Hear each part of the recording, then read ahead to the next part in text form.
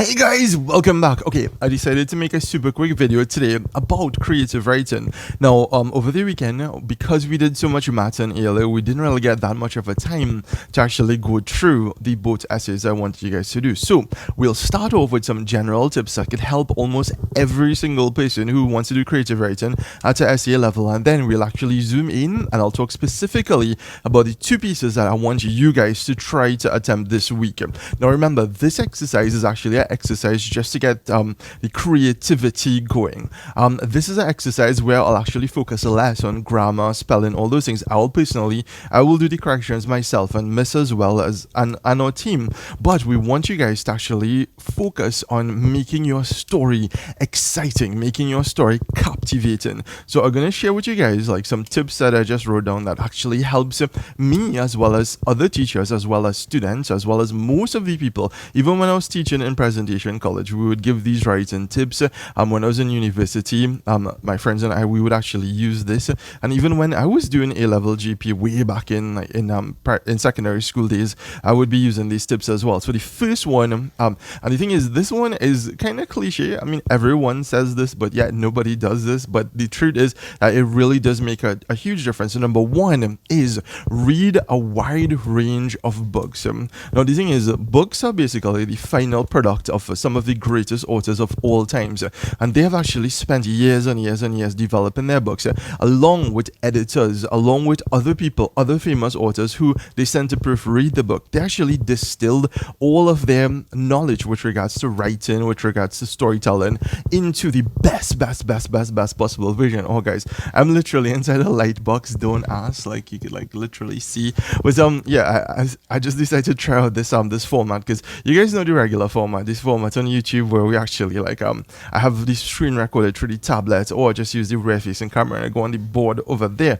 But so yeah, read a lot of books. And the thing is, it doesn't even have to be books. And if you guys want to like cheat per se or hack the system, audiobooks work equally as well. The main thing is so that you guys could understand things like the mechanics, like for instance sentence structure, formats of a story like beginning, middle and end, character development, intriguing the authors, intriguing the readers. And this is something I'll be talking about ad nauseum as we get on to the later points, which is basically you making an impact, you making a difference, you actually creating a creative writing piece that would pull the audience into the book so that they wouldn't just be like bored and they'll be like meh, and they'll stop writing a creative writing piece. So on to point numero dos. Point number two is simple. Point number two is just basically writing about real life events.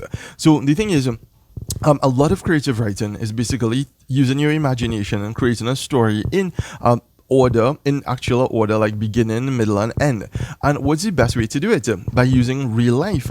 I would never forget when I was doing GP. This was similar to communication studies way back a million years ago. They were asked to write a piece about a cycling event, and way back then I was actually into mountain bike riding, and I knew everything from like all the components of my bike, like James Durango SX 2002 model, 9005 aluminum frame. And because it was something that I was passionate about, I was able to write freely about it. I was able to give details, and I was able to like blow my teacher away with regards to how I was able to write it, because it was from real life experiences. So think about it. Remember when we were doing the creative writing piece about sports day, I was telling you guys to remember that if you remember the last sports day you guys had in school. If you guys didn't have a sports day, think about in church or in your religious community, if there was like a family fun day, or even if your parents, if they had a fun day at work and they brought you to it.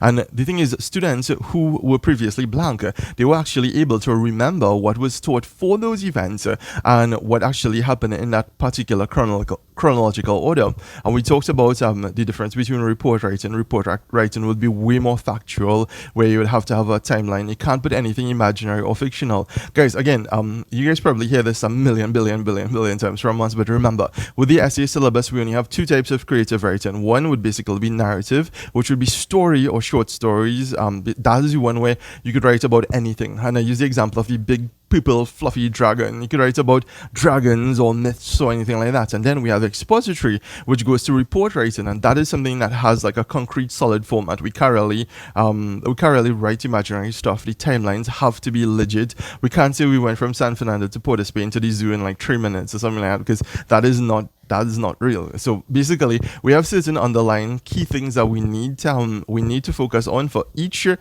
particular style of writing. But today we're talking about narrative, which is short story. So we can basically talk about what we want. So just remember, whenever we have a creative writing piece, try to relate it to something that already happened in real life, and if not, to take a few seconds and try to imagine it. Try to imagine if you have a short story like the one we did with regards to the haunted house next door.